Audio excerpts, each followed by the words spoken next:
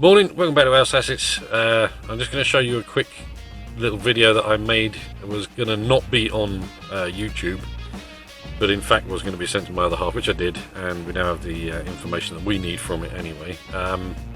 Looks like I'm going to be making the fence because it's it turned out to be $3,800 just for the fence panels, not the posts, not the screws, and not the people that put it in.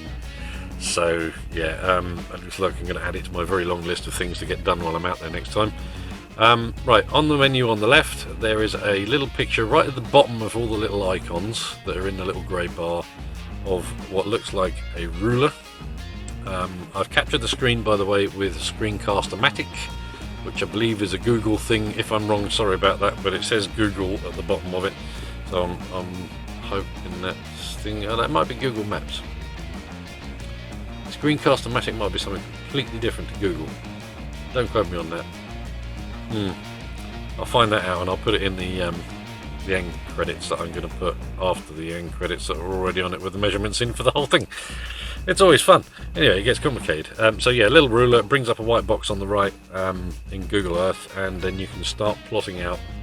Left click on the mouse button and run the lines around the outside of it once you've selected what you need to select in the little white box on the right. And when you're done, click done, or you can save it, I believe.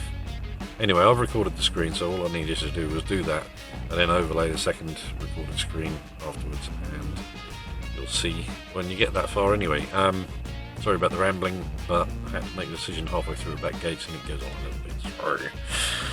See you at the end of the video. Enjoy. This is how you use it for measuring what you want to measure on Google Earth. Basically, it's handy for driveways, pathways, fences, figuring out how big your building is, figuring out how big a shed you can fit in a certain space, stuff like that. Anyway, go on and have a look, see what you think, and that's how we do it. And the black caterpillars away, by the way, are just covering up the name of the road because I don't want to tell millions of people where I live. Good plan.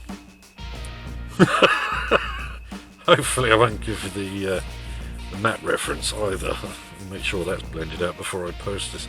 Always fun. Anyway, see you in a bit, and I'll see you at the end of the video. Bye. And we are going to measure from the corner of this building here. I'm using Google Earth, by the way, because they have a nice little feature on there that works well for what I'm trying to estimate. Now, you can't really see the layout of the hills in this, but I'm trying to go around the top of the hills on this bit. Outline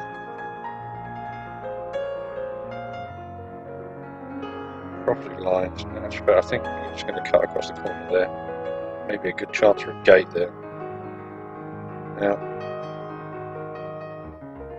I don't want to cut off access to the stream things, but I do want to enclose some dogs, stop them from legging it. Right, okay, that's number one, pretty much the back garden layout. There is a little bit more down here, but we want to be able to mow that, and if we put a little triangle there with a tip on it, there's no way we'll get our big old ride-on mower down there to mow. Now there's going to be a second fence here, again another corner there with the room for a gate at some point. But right now we are at 172.8 meters. That's how much fence we need for the back bit. We will need 2 gates. Okay, finish that one, start a new one. You're going to go a little bit back from there so that we can get mower along the front edge. And there's a little hill here. It turns into a bit of a job for a strimmer or a weed whacker if you're American. Or edger, or whatever you want to call it. Anyway, it needs to be done with a different tool there because of the angle of the hill. Right, okay, so that goes up there. That's pretty much where it was. Okay, maybe a little over, but that's a good thing. 42.33 meters fence for the front garden. Now, we're going to need a gate there and a gate there. So all in all, 1, 2, 3, 4 gates. Now this 4th gate, we need to be big enough to get a ride-on mower through.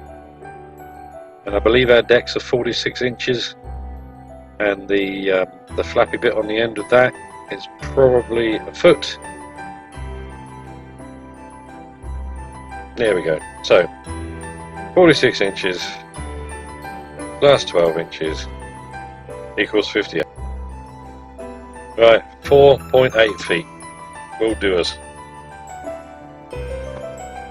Okay, so 4'8" gate there, probably a double in the end.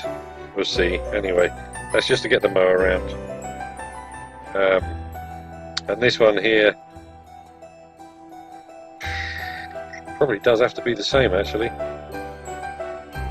So 2 big gates, I would guess. Or maybe a big gate up this bit here to get between the 2 gardens and then come around the back and put it away. But it's a lot easier if you can get out here when it's muddy, because this bit's a little bit slopey.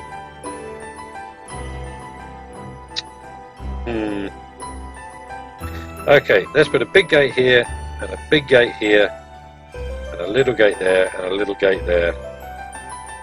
And that will be easier because there's enough room for a little gate there without going up the hill and without the dogs getting out from underneath it. Okay, so small gate, big gate, halfway down this run here, big gate, wherever you can cross over, and I believe that's around about there, because there's a funny little stream thing that runs down here, kind of like a natural tributary, if you like, for this river or creek.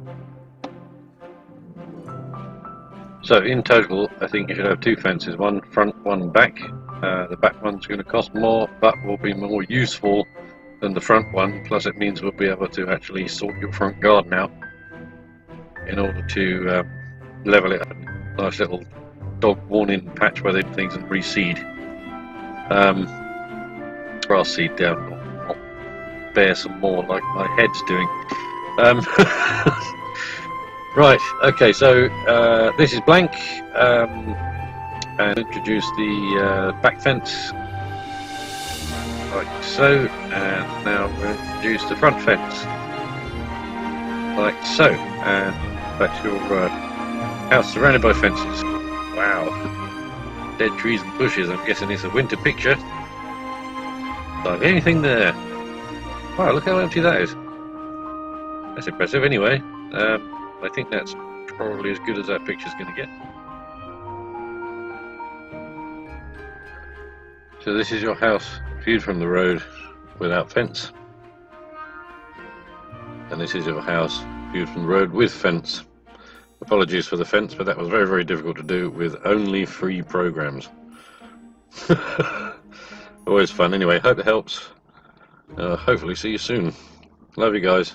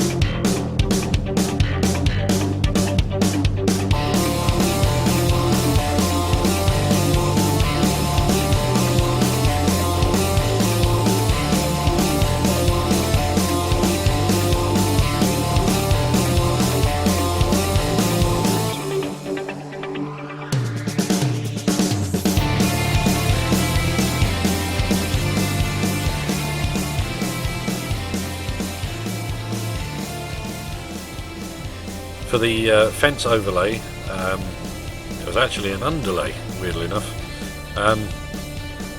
Right, for the fence overlay it was actually an underlay, and I erased the copy of the picture that I had in Power Director 17 Cyberlink, and rubbed out where the fence was going to go, and then I created a texture, a complete picture texture that I put underneath it, saved the file, and then overlaid that a little bit later on and just crossfaded into it, nice and easy.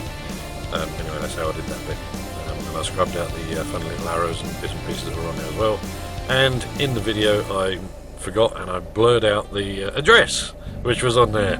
That's always good not to have on YouTube. I like that idea. Anyway, that's it for today.